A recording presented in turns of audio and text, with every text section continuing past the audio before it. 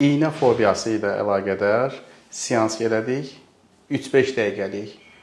Və istəyirəm ki, öz təəssüratlarını bizimlə bölüşsün. Həqiqətən mən bura gəlmədən və stomatoloji, ümumiyyətlə bu prosedurlara qarşı, iynəyə qarşı çox dəhşətli dərəcədə bir fobiyam var idi. Hipnozdan sonra sanki elə bir fobiya heç bir zaman məndə olmayıb. O hissi yaşadım. Hipnoterapiya olana qədər, bu prosedur keçənə qədər hipnoza biraz şübhə ilə yanaşırdım. Yəni beynimdə tam oturdamırdım ki, bu necə bir şeydir. Amma onu yaşadıqdan sonra həqiqətən də gördüm ki, şuur altına təsiri mümkündür.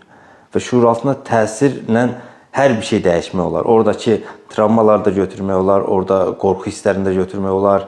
Yəni yaşamadan kənardan baxdıqda tam onu qavraya bilmir insan. Yəni sizdən çox razıyam bu prosedura görə, minnətdaram. Biz sizə minnətdarıq.